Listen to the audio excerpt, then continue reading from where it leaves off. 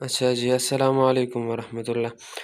जी आज हम कर लेते हैं एक mini project variable DC power supply. ये तो मुख्तलिफ़ तरीक़ों से होता है, लेकिन इसमें जो कंपोनेंट्स हमारे साथ रिक्वायर्ड होगी वो मैं आपको लिखवा देता हूँ, ठीक है। इसमें सबसे पहले ये हम किस चीज़ के लिए बनाते हैं, सिर्फ 1 एम्पेयर तक करंट ये बर्दाश्त कर सकता है।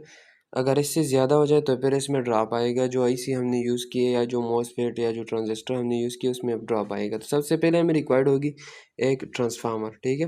ट्रांसफार्मर हम इसलिए यूज़ कर लेते हैं कि इसको जो 220 वोल्टेज हमें मिल रही है वो हम कन्वर्ट कर लेते हैं 25 वोल्ट में या 30 वोल्ट में, ठीक है।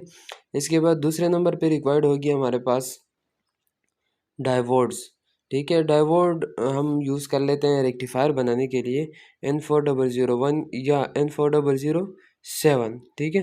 तो इसमें इससे हम रेक्टिफायर बना देंगे 4 डायोड्स के थ्रू, ठीक है। और इसके बाद रिक्वायर्ड होगा हमारे पास कैपेसिटर्स जो है।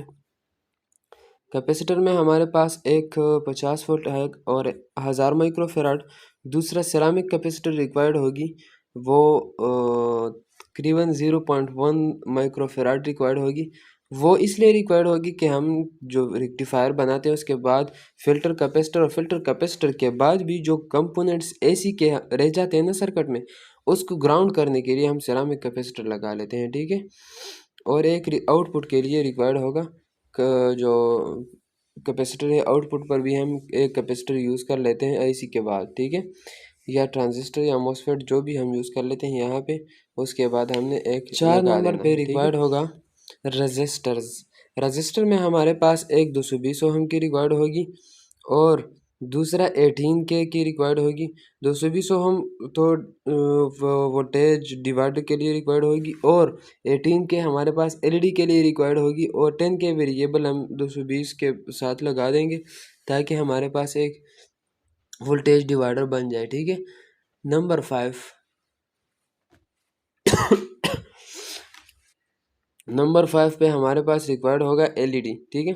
जो पावर को शो करे कि अब सर्किट का पावर ऑन है या ऑफ है।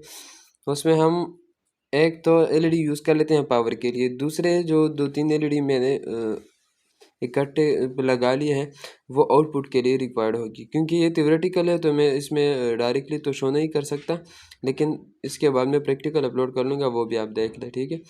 कनेक्टिंग वायर रिक्वायर्ड होगी जो इनपुट को भी कनेक्ट कर ले और आउटपुट को भी कनेक्ट कर ले। इसके साथ कनेक्टर भी रिक्वायर्ड होगी जो ब्रेडबोर्ड में यूज़ होते हैं, ठीक है। वो कनेक्टर भी रिक्वायर्ड होगी और ब्रेडबोर्ड इसके साथ हम लगा, क्योंकि ब्रेडबोर्ड पर हम सारा प्रैक्टिकल करेंगे तो हमें ब्रेडबोर्ड भी रिक्वायर्ड होगा। मैं जिस आईसी या जिस मॉसफेट को यूज़ कर रहा हूँ या जिस ट्रांजिस्टर को यूज़ कर रहा हूँ वो है 80NF70, ठीक है। जिसमें पहला नंबर पॉइंट जो है वो एडजस्टमेंट के लिए है, दूसरा नंबर पास इनपुट के लिए है, तीसरा नंबर जो है वो आउट। तो सर्किट डायग्राम की तरफ चलते हैं। सबसे पहले मैंने ट्रांसफार्मर को कनेक्ट कर लेना है। ट्रांसफार्मर का जो स्कीमेटिक है वो मैं यहाँ पे ड्रा कर लूँगा, ठीक है। इस ट्रांसफार्मर मैंने पहले ही बता दिया था कि हम ये ट्रांसफार्मर यूज़ कर लेते हैं सिर्फ वोल्टेज को डाउन करने के लिए, ठीक है। तो यहाँ पर मैं 25 वोल्ट ट्रांसफार्मर यूज़ कर रहा हूँ। इसके बाद रिक्वायर्ड होगा एक ब्रिज रेक्टिफायर जो डायोड से हम बना लेते हैं। 4 डायोड मैंने ली थी तो उससे हमने ब्रिज रेक्टिफायर बना लेना है। यहाँ पर आप ब्रिज रेक्टिफायर बना दें, ठीक है।